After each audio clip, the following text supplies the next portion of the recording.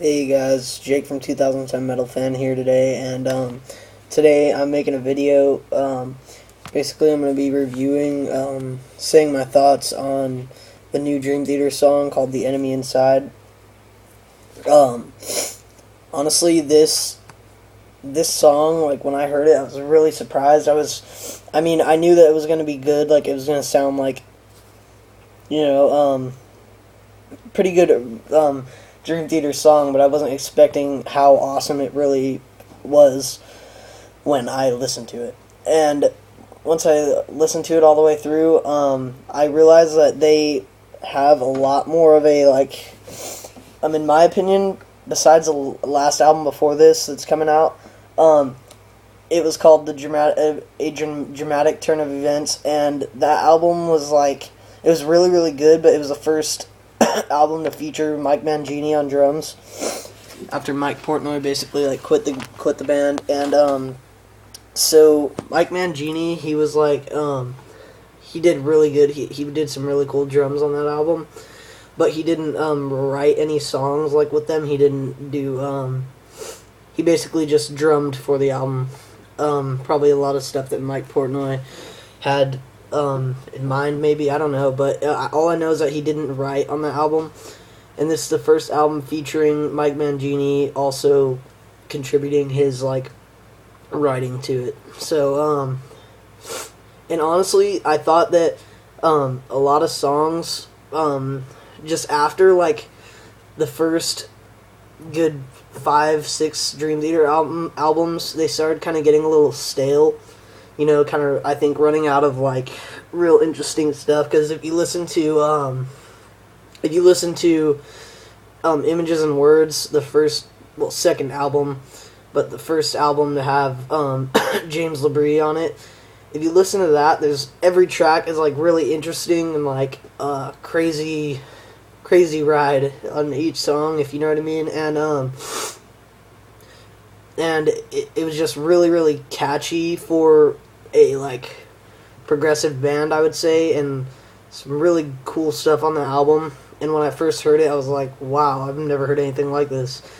And then if you go farther down the list of Dream Theater albums, there's more, like, boring songs, too many boring songs, in my opinion, on, like, every album after, like, a few after Images and Words. But not to say anything against Dream Theater or Mike Portnoy, but I'm just saying that when I heard this track, I thought it was a lot more interesting and a lot more like a throwback to old Dream Theater than they've sounded in a long time. So I was really happy to hear this track and hear what it had to offer. So yeah, it has some really cool stuff in it. I would suggest anyone who loves Dream Theater, I would definitely suggest listening to it. It's 6 minutes long and full of awesome riffs and awesome drums and really cool lyrics too. That like actually pretty rememberable, or like kind of get like stuck in your head, like a lot of the parts in the song, because it's really, really like cool and catchy. So yeah, it has a ton of really cool drum licks that he does in it. Like, I was really, really impressed by what he did with this song, Mike Mangini on the drums. And the guitar on it is really, really cool. It's got like a great solo. It's got a cool keyboard solo.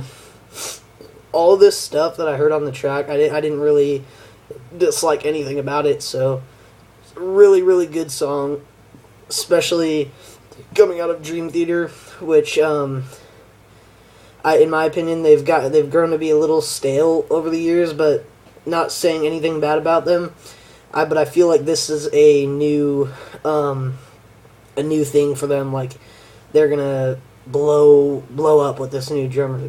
They're sounding better than ever, is the best way to put it. So, oh yeah, and the album that's coming out on September, the middle of September, I believe.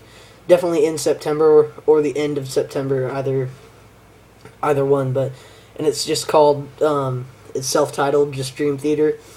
And yeah, I can't wait to hear the whole album. It's probably going to be like 2 hours long.